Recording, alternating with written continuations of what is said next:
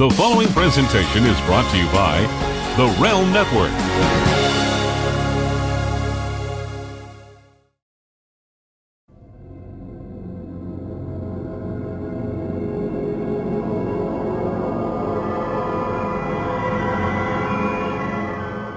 This is Vince Russo's The Brand.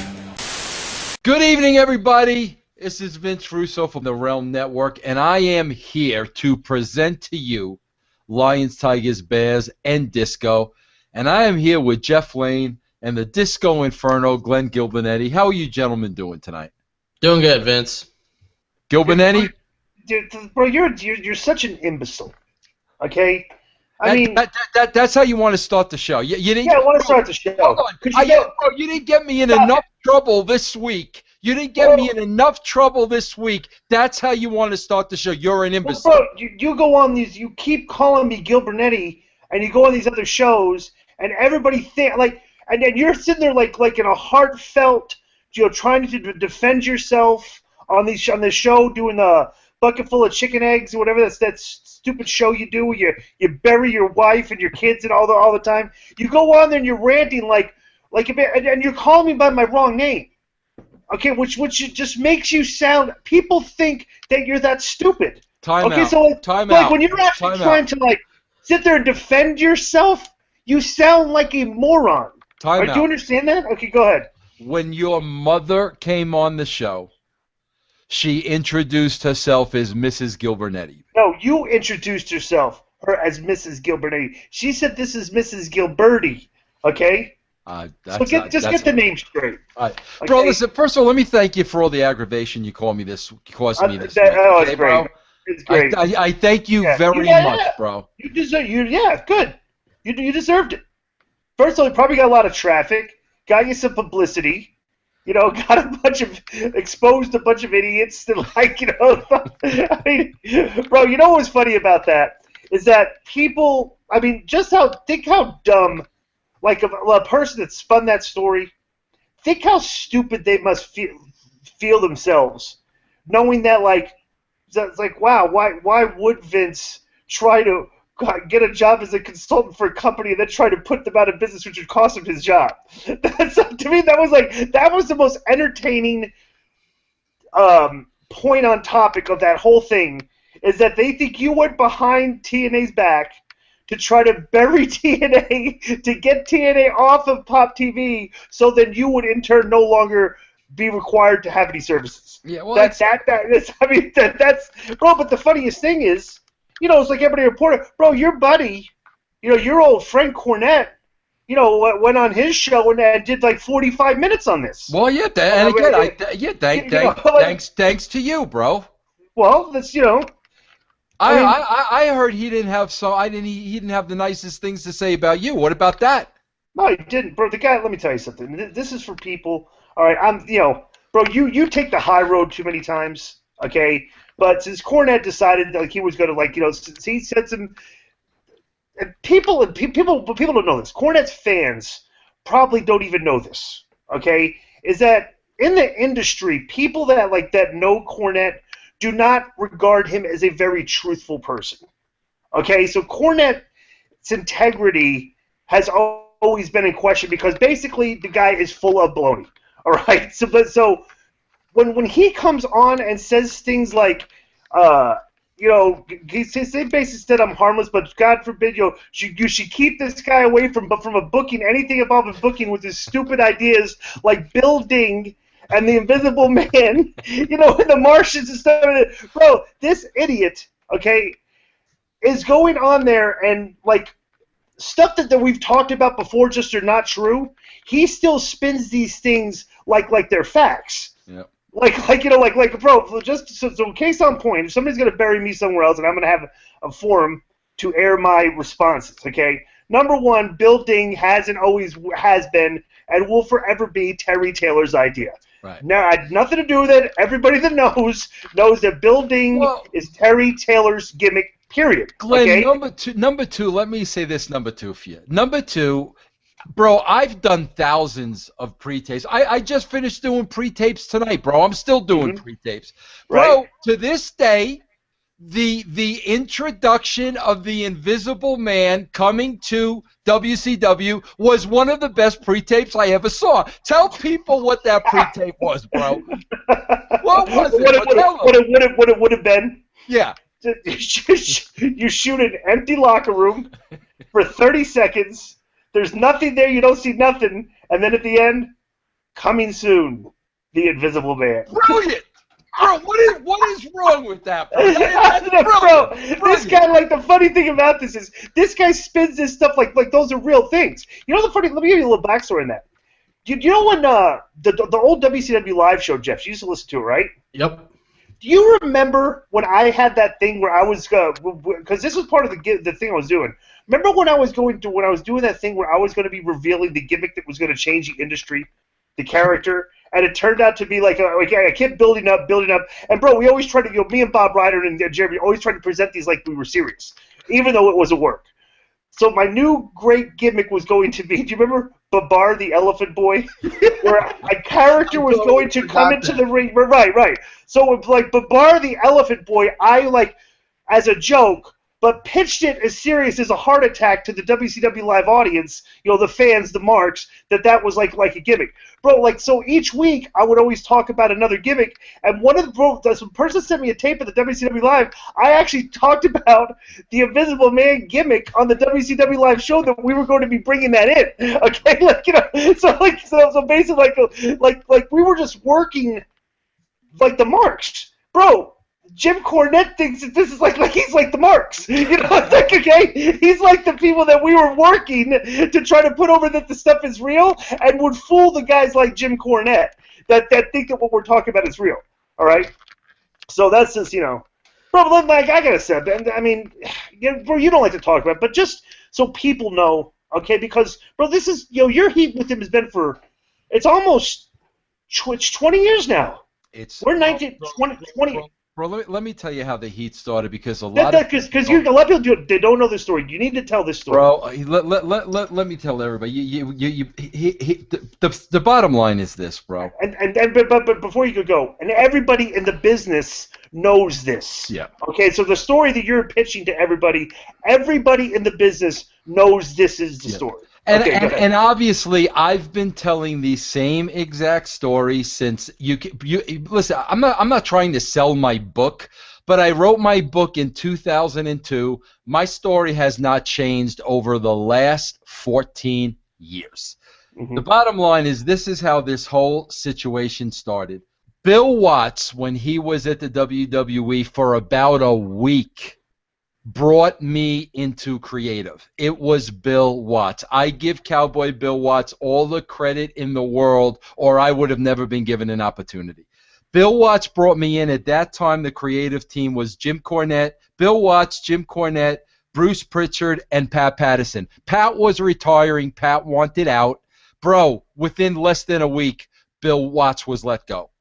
So literally, Cornette and Bruce Pritchard were the creative team. Now, guys, we are talking about 1994, and put my opinion aside. Anybody can go back and look at WWE programming in 1994 and 1995 and see what the ratings were. And we're talking about characters like Who, T.L. Hopper, the Goon. Oh, wait. When you say Who? What was Who? Because people probably don't remember this. Who? I don't know. Who was Who? Jim Neidhart. Yeah. Remember, was a character that they were calling Who.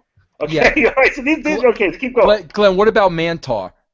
Yeah, Mantar. Bro, it was some of the worst stuff that's ever been put on TV. Don't even say that, because that would be our opinion. The ratings will tell you. The ratings. Exactly. So anyway, now, bro, J.J. Dillon goes to WCW. Bruce Pritchard gets JJ's job, okay? So now Vince brings me into the creative full-time. So now, bro, it's Vince Russo, Jim Cornette, and Vince McMahon. That's who's writing the TV. Mm-hmm. So, bro, this is the very early stages of the Attitude Era. And, bro, I tell everybody, this is when the official Attitude Era started, Glenn. I don't even know if you know this. Glenn, the three of us were booking at Vince's house. It was Vince's birthday.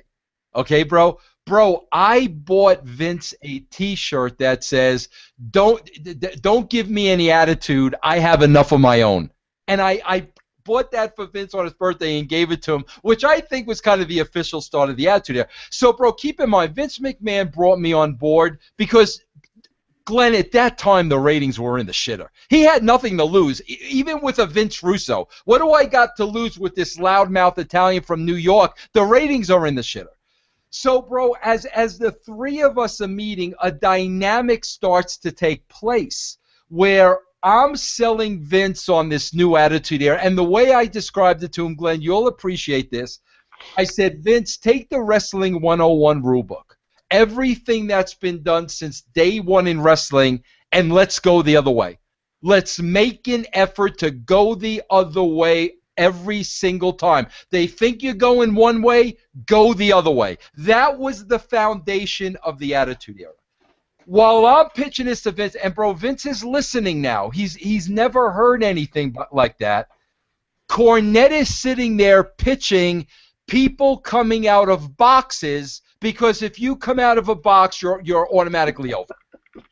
Okay, bro? So you can see like the separation between my thinking and Cornette's thinking. Okay. So, and Glenn, then, bro, so just to case in point here. So what are the meetings like? that's my point, Glenn. Now, there's a lot of butting heads at the meeting. Now, Glenn, you know, everybody knows we write a television show every week. Mm-hmm. We were wasting a lot of time, and it wasn't good for the company. I went to Vince McMahon. Now, Glenn, you have to understand, I never had any inspirations of being a television writer. That like wasn't my goal, bro. It wasn't even on my radar. I was writing the magazine. I was happy writing the magazine. That was the job I wanted. I got my degree in journalism. Bill Watts brought me into creative because he was watching videos when he first came in the company. I sat down with them and I was watching the videos with them, explaining them who everybody was and what was going on. That's it. And that turned into him asking me, would you like to start coming to the creative meeting? That wasn't my goal. But Bill, obviously this is what happens in professional wrestling. He knew you were a creative person because you probably had some good ideas. Yeah, and which is how this stuff happens. Right. You know. Right. So now, bro, every creative meeting is an argument, okay? And I've admitted this. I told this story. I went to Vince McMahon, and I said, Vince, we are wasting a lot of time in those creative meetings. It's hurting the company. I said, we do not have time to sit there and argue wrestling philosophies in that meeting. I said to him, I said, Vince, you need to make a decision. I said, you need to either go with Cornette in his old school, or you need to go with Vince Russo on this new road to this Attitude Era. I said, on my children, Glenn, this is what I said. I said, Vince, if you choose Cornette, I said, I'm fine with that, bro. Bro, I was still the editor of the magazine. They didn't take that job from me. I was still doing the magazine. So I said, Vince, if you want to, write with Cornette and do that stuff with Cornette, bro, I'll just slide back to the magazine. I'm totally cool with that. I got no problem with that. And he didn't say anything to me either way. He heard me out. He listened to me. Well, bro, the next meeting I go to Vince's house, and guess what? Cornette's not there. Cornette's not there. So now me and Vince are writing the shows, just the two of us, bro. Mm-hmm. Okay?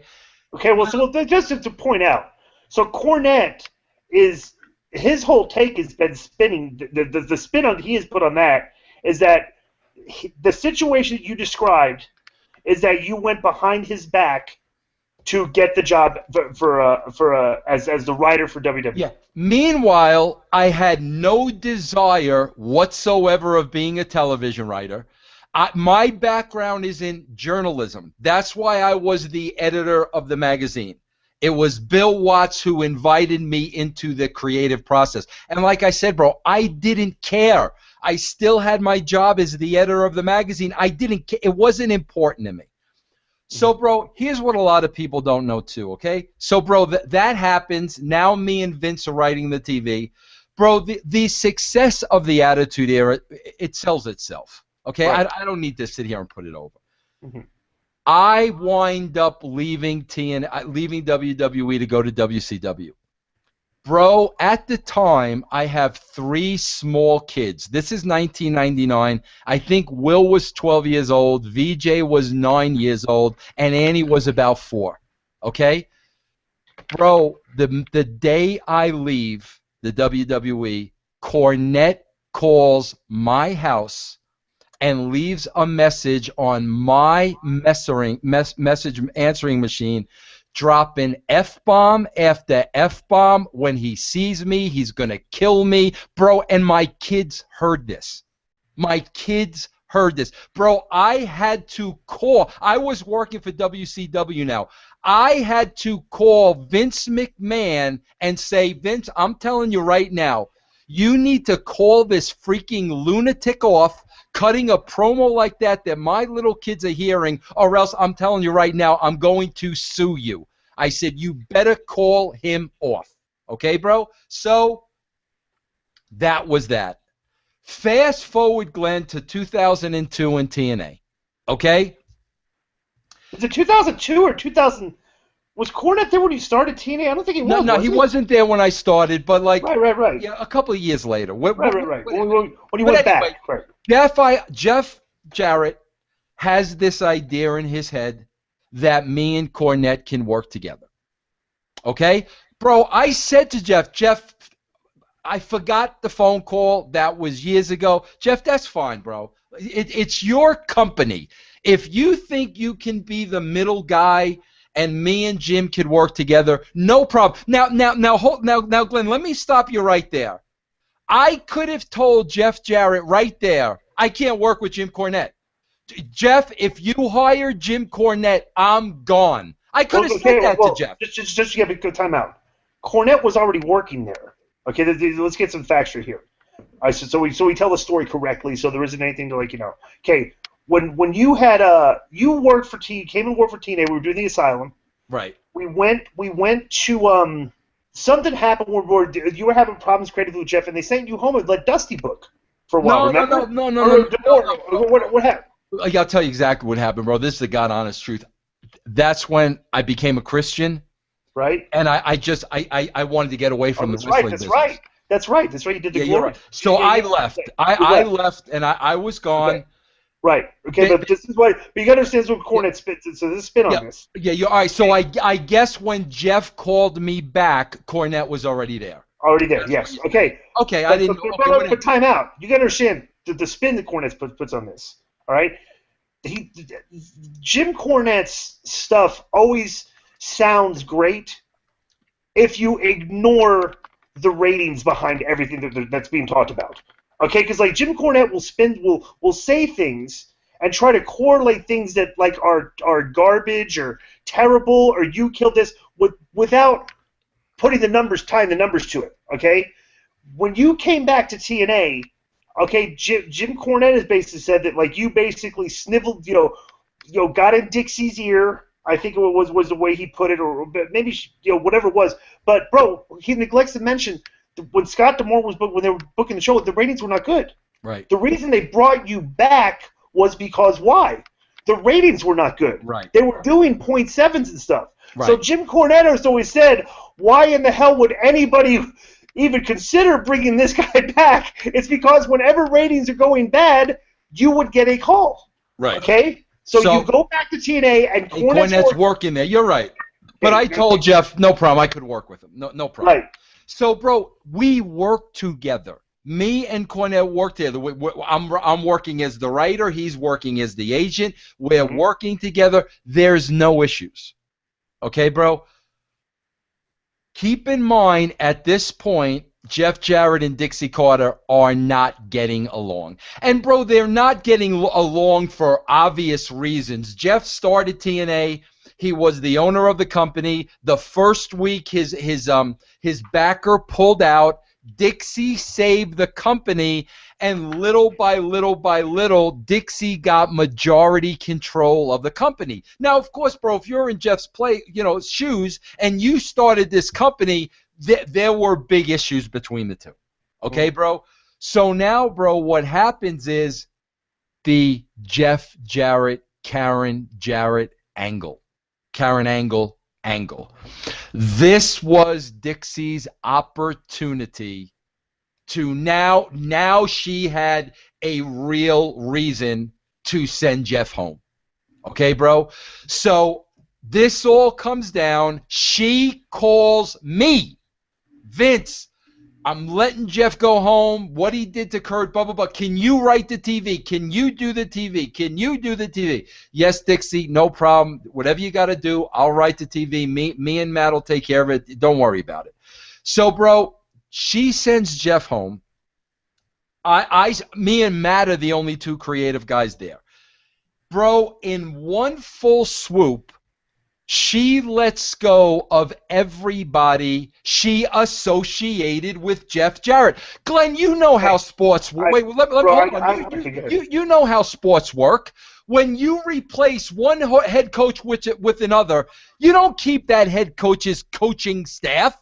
You usually clean out the whole staff and start anew. So when she said, Vince, you're going to be the head writer now, in one fall swoop, whoever Dixie considered in Jeff's camp, she got rid of.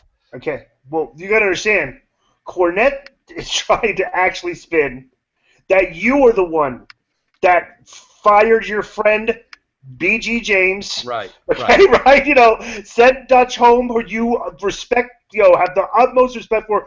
Cornette has said that you fired those guys. Yeah, I'm the writer of the show, bro. I'm the writer of the show. So just case in point, okay? Did you fire Dutch Mantel and Road Dogg?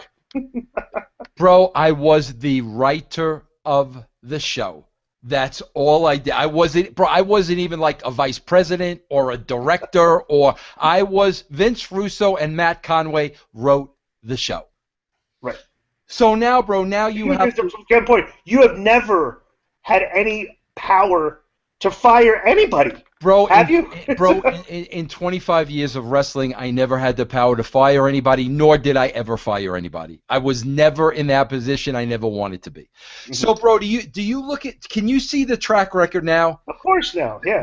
Vince McMahon replaces me with Jim Cornette. Mm-hmm. And now Dixie Carter, okay, I want Vince and Matt to write the TV, and basically Dutch, BG, Savio, and Jim Cornette no longer have a job because Dixie viewed them as Jeff Jarrett guys. Mm-hmm. So like, can people now start to see the hatred? Yeah, because plus on top of that, Cornette's whole shtick has been based on the fact that every time he's been removed, success has followed. Right. Every time he was removed, success has followed. Okay, especially with the ad back in the WWE. So of course, anybody with any common sense is going to look at the spin that this guy has been putting on everything as a guy that is very bitter because he got his job taken away by somebody else that did it better than him. So what Cornette tries to do, the funniest thing about this is, bro, is Cornette has somehow tried to marry the success that you had during the Attitude Era, okay, that period of TV, somehow, this is the most fascinating thing I think is incredible, that you can actually try to spin this, because when you were writing for WWE, you left, right? You left when they were doing good ratings. What was the rating, like 5.2s or something? They were good. I got into the sixes. They got up into the low sixes. But you left. Right. So your whole entire writing stint, okay, of writing with the WWE, that if you looked at it as on a chart, it would be a ramp pointing upward. Okay, oh yeah, from the point you say, okay, but then it stops. Right. So now from the point that you left, look at where they are today. Like, it's been basically, they had some period of success there when you left for a year or two, and then it started going back down. All right. Somehow Jim Cornette's spin is that the foundation that you laid writing that TV, which he says was just all of it was just quote unquote hot shotting. Yeah. Okay, if you do the review the Attitude shows, show me on those shows basically where the whole concept of the show was quote unquote hot shotting. Okay, and how can you hot shot for 2 years straight? Bro, you're preaching, but this is what he's telling people. Okay, so he is actually trying to say that period of hot shotting that you wrote and basically just piggybacked off the success of The Rock and Austin somehow laid the groundwork for the now future failures of the business. Right. Okay? Which is just, bro, think about that.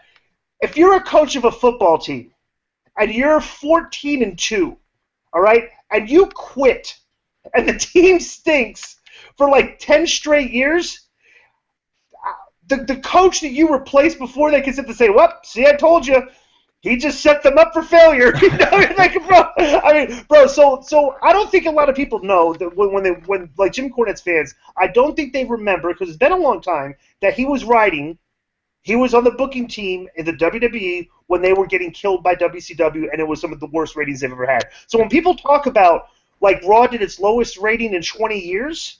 Like recently, like if they say, we're talking to back at the time when Bruce and Cornette were the guys booking the show. Correct. And bro, let me tell you something. Cornette can point out his opinion of Vince Russo's bad angles. Okay, bro. Right. Bro, can I tell you what, quite frankly, could have been the worst thing I ever saw in the wrestling business and it was on the dime of Jim Cornette and Bruce Pritchard.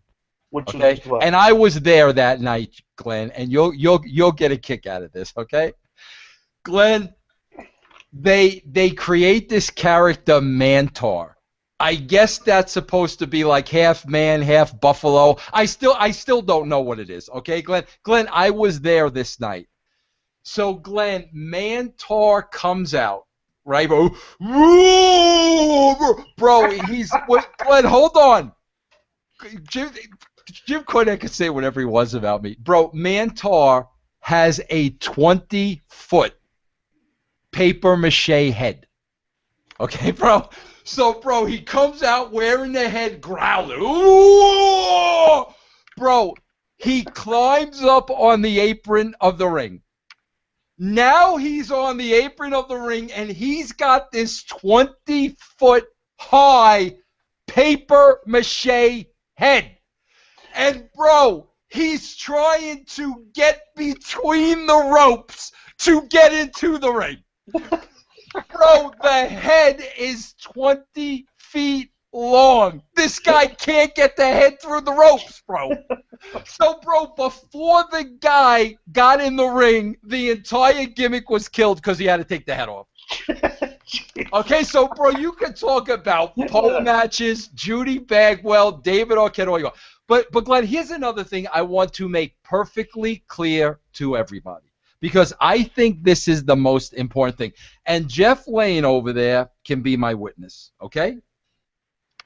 Glenn, when people have heat with Vince Russo, I confront them, okay? Glenn, ask Jeff what happened. Ask Jeff what happened when I saw Lance Storm at the last convention I worked. Ask Glenn what happened. Ask Jeff what happened. What happened? Well, he went up to Lance because, apparently Lance had been saying some things about Vince unkind. So Vince went up to him and said, I'm sorry you don't like me. I've always been a big fan of yours. Went right up to him, bro. Went right up to Lance. And, bro, Duggan was there. And I wanted to, and Duggan buries me. And I wanted to go up to Duggan, but he had left before I got a chance. Bro, Chris Daniels talks smack about me. You know how many times I've invited Chris Daniels on this show? Chris, say it to me. I'm here. You want to have a man-to-man talk? Come on my show and talk about it. He never comes on the show. I want to make this perfectly clear because Cornette has no problem going on his show however often he does it because, bro, obviously I've become part of his shtick. I've become part of his routine. Jeff, you know what it's like? Jeff, you know the Seinfeld episodes with Kathy Griffin? Yeah. Where, like, every time Jerry says something to her, it becomes part of a stand-up. I've become part of Cornette's stand-up routine. That's what's going on. But I want to make one thing perfectly clear, Glenn. He goes on his show, buries me, did a whole show about me today, buries me, goes on every interview, buries me. Glenn, you know Rob Feinstein, right? Of course. Rob Feinstein said, Vince, I'm approaching you, and I'm going to approach Cornette. I want to do a DVD, an RF video of you and Cornette one-on-one. A debate, however you want to do it. You know what I said, Glenn? What? No problem. I said, I'm in, Rob. I have no problem going face-to-face with Jim Cornette. I know what went down. I have no problem. What did Cornette do, bro? Nope. No, Turned it down. Bro, fast forward to just 2 years ago. Jim Ross calls me to do his Podcast One show. I say, hey, Jim, you know what would be great for your show? I said, bring me and Cornette on your show, Jim. I said, we're friendly. You're friends with Cornette. I said, be the middleman, bro. I said, bring him on the show. I said, Jim, I've been wanting to bury the hatchet for years with Jim Cornette. Bring him on the show. Ross went to Cornette and gave him that offer. I'm having Vince on the show. Why don't you come on the show? Vince said you should. What did Cornette say? No, of course not. Of course not. He talks tough. Yeah, that's his shtick, you know. He runs his mouth. Yeah, you have a problem with Vince Russo, man to man. I am here. I have tried several times to be in the same room with him, to have a discussion. I tried to get Jim Ross involved, but yet the guy won't confront me man to man, face to face, one-on-one. So if that right there doesn't tell people everything they need to know, I don't know what will. Yeah. I mean, it's cut and dry. I mean, bro, it's that's the story. People just don't realize, that you basically, I don't think people know the back thing that you replaced him and went on to ride the most successful run of TV in WWE or in ratings history. So it's like, of course the guy's going to be bitter. But bro, the guy's been lying so much over the years that it's like, like when you start believing them because you've told them so much. Yeah. Like the person, bro, it's just it's pathetic. I mean, he'll if you take what he has with if you listen to what he says about everything you did in the business, okay, but just ignore the numbers, then his shtick sounds pretty good. If you marry the numbers to what he's saying, he sounds like an imbecile. It's like if he brought his argument to a court of law showing how you killed the business and tried to explain it, he would actually say, wait a second, the evidence is going to show that Vince quitting writing the WWE is which actually led to the decline of the business, not the work that he did while he was writing there. So it's like yeah, the guy's so aggravating. But that's the thing. This one just on point. He's got friends in the business, obviously, and bro, the guy is brilliant. I've said that. Glenn, I have always said. Wait, let me tell you, Glenn. I have said on the record numerous times, the two most creative guys I've ever met in wrestling, not Vince McMahon, bro. The two guys that nobody else thinks like, Dutch Mantel and Jim Cornette. I've said that a million times. Mm-hmm. Yeah. Well, no, but you're the idiot. Yeah. Because that's what he calls you. You're the Nimrod. I guess I am an idiot to say that. Then I guess I'm an idiot to say that. I want to say this, and it's the last word on the Cornette thing because we got a bunch of news. Because here's the thing, bro. Oh yeah, I'm not gonna go on his show so he can make money off of it. For anybody who listens to Jim Cornette's show and all Jim Cornette's followers, I, Vince Russo, will gladly go on Jim Cornette's show so Jim Cornette can feel free to say whatever he wants to say about Vince Russo to his face. As far as I'm concerned, until that happens, Jim Cornette is not a man. Jim Cornette is a coward, and I am nothing but fodder for Jim Cornette's comedy act that all you marks buy into. So, Jim, I will gladly come on your show anytime you wish, and you can say all the things you ever wanted to say to Vince Russo right to his face. Until you do, brother, you're a big bag of hot wind. You want to be a man, you want to confront me, then confront me like a man. And I'm ready, willing, and able to do it anytime you want. And people, if you don't believe me, ask Jim Ross. Everybody believes Jim Ross. Jim Ross's word is gospel. We all know Jim Ross's reputation in wrestling. Ask Jim Ross. If I personally did not ask him to, Jim, get Cornette on the show. Let me have a conversation with Jim Cornette on your show.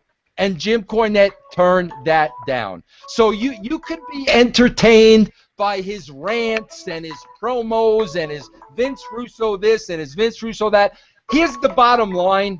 Until the guy brings me on his show, he has 0 balls. No balls. He had 0 balls. So talk to me when he comes on the show. Who's on the phone? You just missed a call. Who, me? Yeah.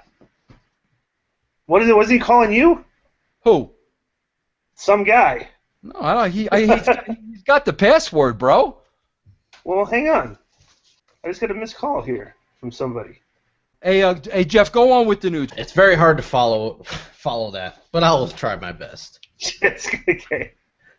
So, for those that don't know, during this week, Stephanie McMahon did a few interviews, and they had asked her about Brock fighting for UFC. And she said that she was not supporting the fight necessarily, whatever that means. That was the quote, not supporting the fight necessarily. So somebody did an interview with Brock, and they asked him what he thought of those comments, and he said, I don't know, I don't care what she says. And then they asked him how a loss in this UFC fight against Mark Hunt, how that might affect his WWE drawing power.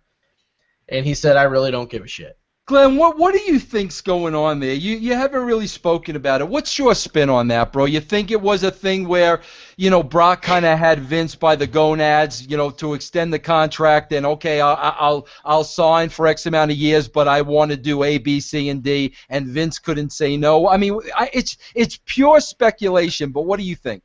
It's getting too much. It's getting tons of money. That's it. It's all money. The UFC is offering him a fortune to go fight that guy, and he can't turn it down. I don't know how much it is. I don't know what he gets paid to WWE, but I know his dates. He doesn't have that many dates at WWE because he never really did much. I think I could probably count the amount of matches he had last year on 5 fingers, right? How many times did he get work last year? Oh, not much, bro. 4 times maybe. They paid him to go stand in the ring while Heyman would cut a promo every Monday night. So they're probably paying him a significant amount of money. And that's all it is. I don't know what to tell you. Yeah. All right. What else? What's next, Jeff? This is where you get the two stories in somebody's lying here, because it originally came out from Dave Meltzer that Roman Reigns was ordered to apologize to the locker room before he was sent home for violating the wellness policy. Meltzer said this was met with mixed reactions, with some feeling that Reigns didn't need to be humiliated like that. And the order came from Mark Carrano, who is in Triple H's camp, apparently. So this was the report. Now today, 2 different WWE sources are saying that's not true, that never happened, that they didn't even know Reigns was suspended until after he left. So we got one story from Meltzer saying Reigns had to give an apology to the locker room, and 2 other sources saying that's a load of BS. So I don't even know where to go with that one. But that was a big story this week, and we don't even know. There's already well, Glenn, we're not going to know the truth, obviously, unless you know Roman Reigns or somebody involved. But Glenn, let's say hypothetically, do you think that would be the right thing to do, Glenn? What, to make him apologize in front of the locker room? Yeah. Oh, it's ridiculous. What's he gonna apologize a lot? Well, bro, it's like they treat the guys like children. It's like, could you imagine, like? But Glenn, hold on for a second. And bro, listen, I'm a Reigns fan. Everybody knows that. I'm a Reigns fan, but I'm going to be the devil advocate for a second. The devil's advocate. Bro, can't you say he lets some of the guys down? Can't you say he lets some of the other boys down? They were depending on him. He was in a very prominent role, and he kind of let the company down. I mean, can you not look at it from that perspective? Yeah, but I mean, he's apologized. What is he going to be forced to apologize to the guys? What do you did? I mean, maybe his attitude about it was kind of like, bro. This is all speculation. I mean, I've never heard that before, where a guy had to apologize in front of the locker room. Okay, maybe it's happened to sports teams and stuff and all that, but maybe he was forced to do that because maybe his attitude was kind of laissez-faire about it, or maybe he gave him some. Bro, I don't know. I mean, I can't. You're talking. These are things that I can't really comment on because I don't know what's going on behind closed doors. Yeah. No, I know. Yeah, that's why I'm just asking you hypothetically if you would agree to that or you wouldn't. You'd have to. What do you say? No, I'm not apologizing. No. No. I was asking you if you were in favor of making him apologize. I mean, the guy's got to feel miserable anyway. What's the apology going to do? You know he's sorry. Jeff, you got to hear that, from the guy. I don't know. Glenn, do you think there are going to be long-term ramifications by this? You know how in the wrestling business we punish people. Do you think even at that level there's going to be some level of punishment for Roman Reigns? Well, I don't know. I have no idea. Yeah. All right. I mean, we'll see. I mean, he's been known to punish guys. Yep. Hunter got punished back in the day, Yeah. Sean got punished. His top guys. He's punished his top guys before. Yeah. But they always worked. They tested their metal, though. Yeah. They see how they react. Like Triple H went on to become the. He got punished severely and went on to become his son-in-law. Yeah. So that's a very bizarre little turn that took place here. Yeah. Oh, wait a minute. Hold on. Hold the phone. Hold the phone. Hold it. Hold everything. Wait a minute. Oh my God. Am I seeing am I seeing a vision of an angel? Tremendous. How you doing, Vince? Why haven't you banned this guy from your show? Hey, Conan, you don't even want to know what kind of trouble this clown got me in last week with his mouth. You don't even want to know, Conan. Why are you even still friends with him? I don't understand. Conan, can I tell you something, bro? Listen. Let me What's first up, say Jeff this. Lane? You look like a young Sabu. You want to hear something funny? I don't know if I can get Disco to do it. But did you ever hear Sabu's theme? His theme song. You heard it? Have you heard for it? ECW? Vince. Yeah, this- I have not heard it. Jeff has, though. Okay. I have not. Give him a world premiere of this Disco. This to me is podcast gold. I very rare put this needle. Go ahead. This is awesome. Okay, this is Sabu's theme song from ECW. me doing Sabu's theme song. Ready? Complete with Iranian horns. Okay. Boom, boom, boom, boom. Boom, boom, boom, boom.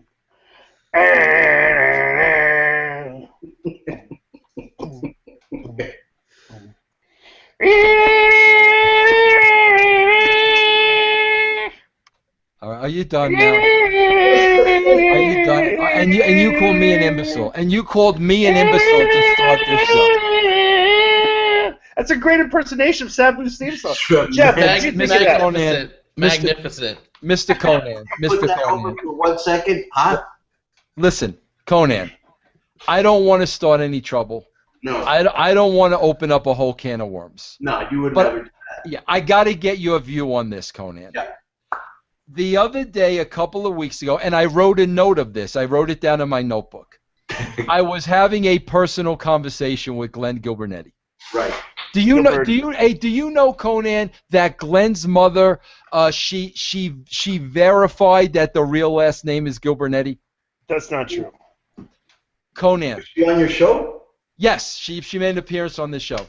Conan, I'm having a personal conversation with Glenn Gilbernetti. Do you know the adjective he used when creating Jeremy when mentioning Jeremy Borash? And this is a shoot. Either beautiful or man candy. Right. Close. Conan, this is a Glenn Gilbernetti quote. Jeremy Borash is a genius. Absolutely. A genius, bro. Genius Absolutely. level, Conan. Absolutely. Absolutely. Let me tell you something. I'm going to segue this into another fascinating story. Let me just say one thing real quick before you try to put him over. Okay. If he had half a brain, he'd be dangerous, and if he had half a clue, he'd still be clueless. But go ahead. Okay. TNA this Tuesday is going to be airing the final deletion, the final battle of the Brothers Hardy. Okay? I and a few other select individuals were sent an advanced screening of this epic battle. I've seen it. The one that's going to air Tuesday. Wait a minute. Did you go behind TNA's back and get that Absolutely special not. screening? No, they're actually going to be producing. Did Jeremy let TNA know that you're getting this special screening? You'll be surprised at a lot of people that got this screening, but they're going to be producing a video I edited a video of us. I had to film myself watching it, okay? And they're going to be editing a video of people watching it for the first time, okay, and their reactions. Let me just tell you that without a doubt, I'm not going to give away any spoilers. It's the single most fascinating, incredible piece of storytelling that's ever been put on a professional wrestling show. That's all I'm going to say about it. Okay. Let me ask you a question. Just real quick. Yeah. Everybody is going to be talking about it. It's going to be the most polarizing topic for the next. After it airs, it's all anybody's going to talk about. I've seen it, and all I'm going to tell you, it's absolutely the most fascinating thing I think I've ever seen on a wrestling show. Basically, the Hardy brothers are having a match. No, when does this come out? Huh? Oh, it comes out Tuesday night on Impact. This Tuesday night? This Tuesday night. Okay, next question. Compare this. I don't know how bad or good this is or how good or bad your tastes are. Compare what I'm about to see with what, bro, someone gave me eye cancer. That shit that we saw at his house where he went through that hard piece of table. It's very similar. Very similar, but way. Okay, did you think that was good? I thought. Let me tell you, I thought it was entertaining. I couldn't take my eyes off it. Yeah, I mean, you watched it, didn't you? Regardless of the response of what you thought of it, okay? You can't. You had to watch it in its completion from start to finish. Yeah, that whole thing. You want to see if this thing's gonna get any better, if it's really that bad, bro. The acting is like public access TV bad. Bro, let me tell you, I saw Pop TV. I didn't even know I had it on my thing. I'm embarrassed to even say I watched it, but I did. I watched it 2 weeks in a row. Mm-hmm. That show fucking sucks. And it has nothing to do with my heat with Dixie, Mrs. Roper, or all the other bullshit. I tried to watch it so I could have something to talk about on the podcast. It's cheesy. The crowd is not into anything, bro, and that really hurts it.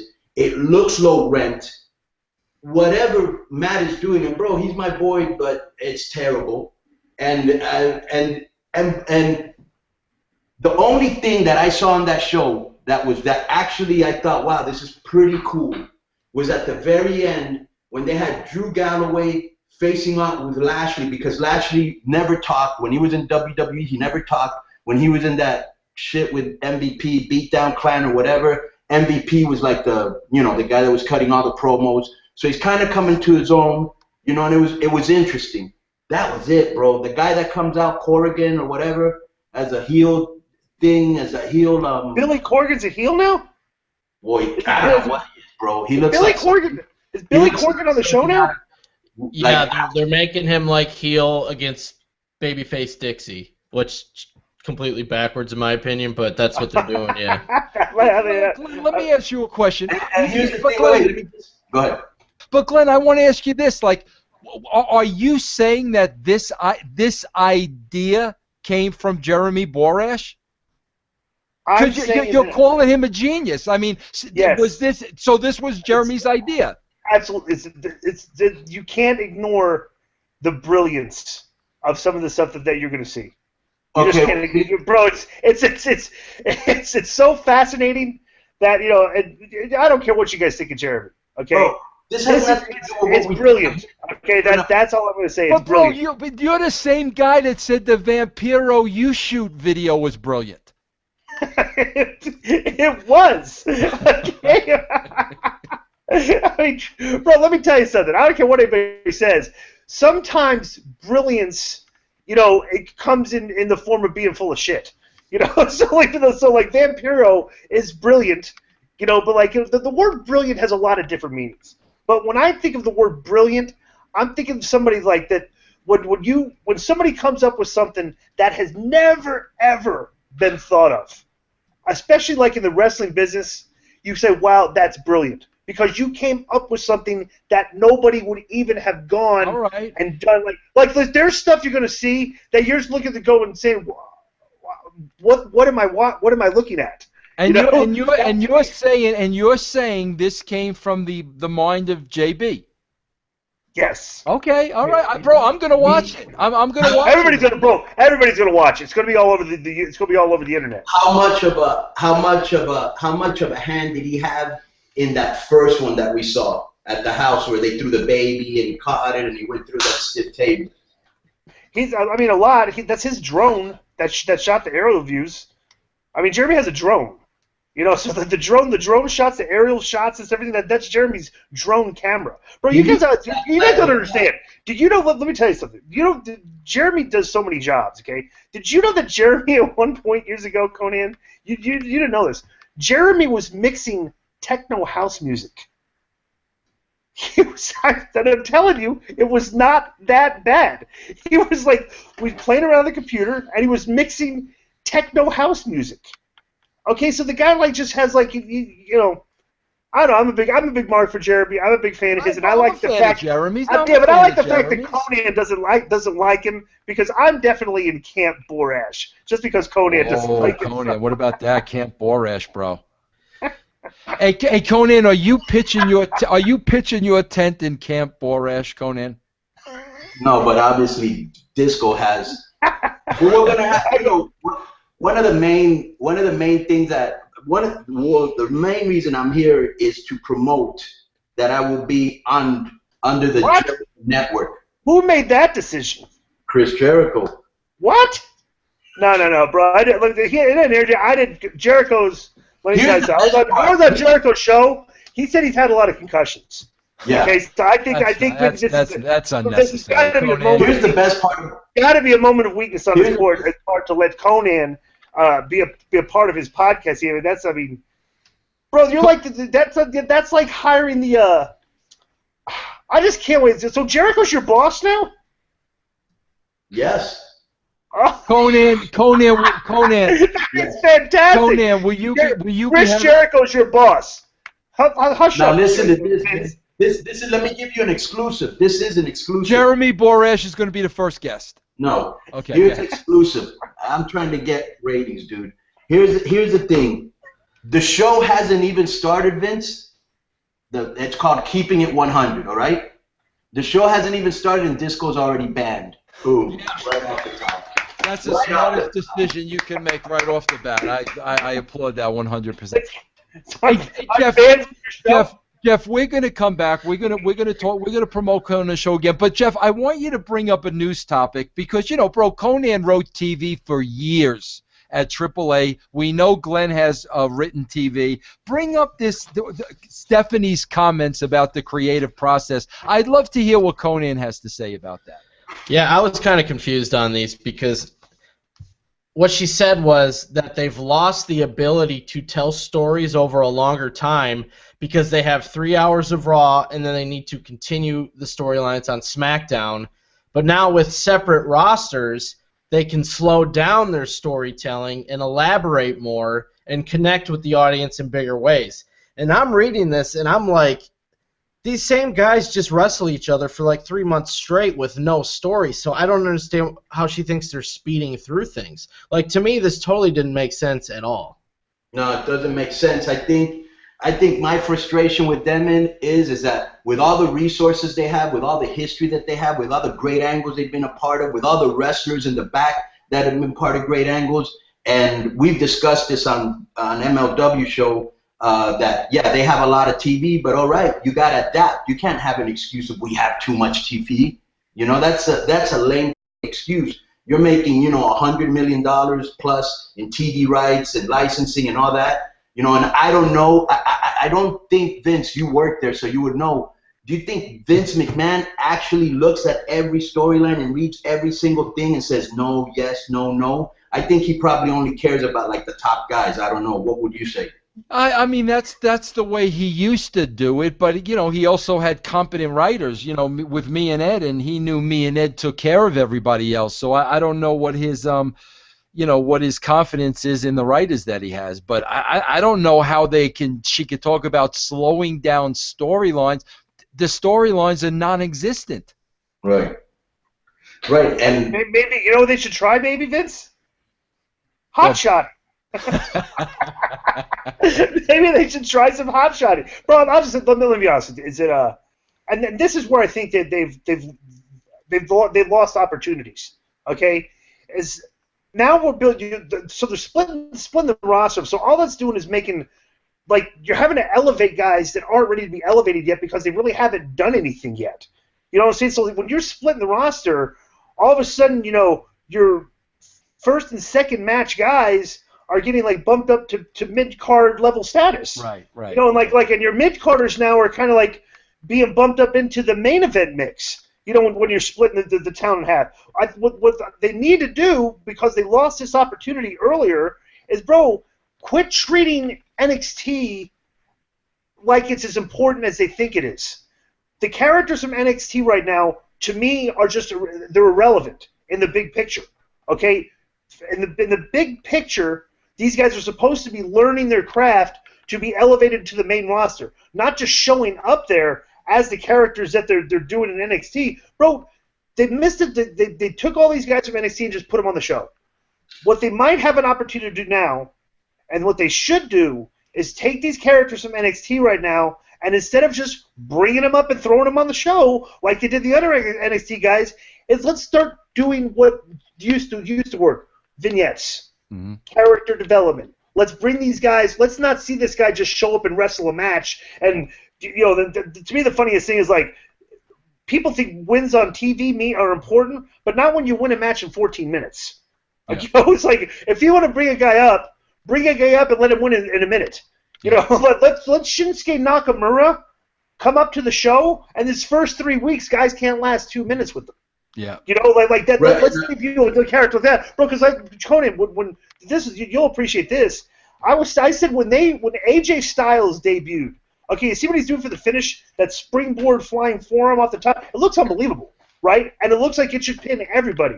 So what if AJ debuted and in 1 to 2 minutes did a few cool moves and out of nowhere hit that move and beat guys? Okay, and elevated, like, it basically just did that with him. Instead of just taking him, put him on the show, have him wrestle guys in these 15, 20-minute matches, losing, which he did, you know, and, like, think about what his character would be right now if he was in this angle with John Cena, if he had been pushed to the moon as opposed to the way he's been brought up. You know what I'm saying? Not only that, I think, Disco, they're really missing the boat on a couple guys in NXT because, you know, bum card is a real thing. It's not just a term. What is Samoa Joe still doing there? What is Robert Roode doing there? Yeah, that's unbelievable, bro. Bobby Roode's work. You guys are ready for prime time. Bobby Roode's work is as good as anybody's in the business right now. You know what I'm saying? So it's like, you know, so he should be on the main show. So should Joe.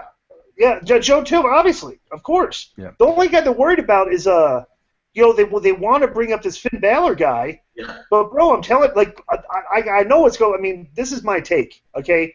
They want this guy to be a top guy when he comes up, but, bro, if you watch him, his interviews are, if you're a fan of his, they're hard to watch. Okay, then you keep him like, there. Which is what they're doing. Because they don't want to have a lot of guys that aren't ready, like you say, and another thing is, like, where are all the great talkers? Enzo and Cass, or the Enzo kid.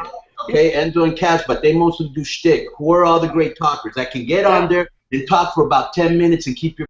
Right. Exactly. Where are they? You know, what are they doing to groom those guys? That's how you sell pay-per-views, by talking. Yeah, exactly. No, they don't got a lot of good talkers, bro. No, they don't. Hardly any at all. All right, Conan, tell us now about the Jericho show. I read that today. I was very, very excited about it. Do we know, Conan, when the first show is? Yeah, it's either like July 6th or 7th. Now, can you give us a little taste? Like, who is some of the guests you want to bring on, like, early on, Conan? Who's going to be on there? You won't believe this, bro, but on MLW, the show that I was on for 4 years, which I am leaving on very good terms, #for once. And so we're leaving on very good terms, just an opportunity that I needed to take advantage of. And it'll be like that. I don't know, bro. We haven't had a guest on MLW in like 3 months. Really, huh? Yeah. All we do is bust each other's balls, talk about, topical shit in wrestling and, in the news. And every now and then Disco would come on, or we'd have another guy that's a friend of the show, Eddie Bear Ferrara, good friend of yours, Eddie Bear Ferrara. And we would just chop it up. So I don't know. I think right now I'm going to sit down, look at the format. And I think, we're not really going to be too guest heavy. What is it called? The Chris Jericho Network? The Chris Jericho Network. My show's called Keeping It 100. Keeping It 100. All right. Listen, am I banned from that? I'm banned from that show? You're already banned from the show, and it hasn't. What about MLW? Banned, by the way. Am I still banned from MLW? Well, maybe now that I left, they might lift the ban. Am I banned from Vince's? Am I Vince? I don't know why you're not. I really don't know why you're not. After tonight, you might be. Why would I be banned from the show, Vince? I got you a lot of publicity. You have no idea how much trouble you cost me this week. Honestly, Tony, did you hear all the trouble Vince got in this past week because of me? Because I Pop TV to be a consultant or something like that. Yes. And I supposedly spilled the beans. No, bro, you grilled me. You grilled me. Yeah, I grilled you about that. Grilled me about it, bro, and I came clean. Bro, TNA superly anal, super sensitive about shit like what happened with Vince Russo, when really he could probably help the product being on the outside now and not being in the wrestling bubble. You could help the product being on the outside, not in the wrestling bubble. And bro, after watching that show 2 weeks in a row, do you watch that show, by the way? Me? You or Disco? No, I watch it when I can. I watch parts of it. I like it 2 weeks ago. I like it better than I like Raw. I do too. I've said that. I said that. I'm sick of watching. But my whole thing is if you're putting on a show and all you're doing is, sending a guy out there for an interview, another guy comes out for an interview, and the general manager runs onto the stage and goes, "Hey, I got a great idea. Let's have a match right now." Like anything beyond that, I like. So it's like, so I mean, I like it. The TNA is trying. Yeah, Glenn, I've said that. I said that, you guys, and I'll say it again. I watched TNA a couple of weeks ago, and they definitely are trying and putting in an effort. The show is definitely better than Raw. There's no doubt about it. And, bro, I applaud them for making an effort. I really do. It's better than Raw. Yes, Conan, it is. It is, bro. No way. Raw may be long and boring, but there's no way that, bro. More effort. They're putting more of an effort into it, in my opinion.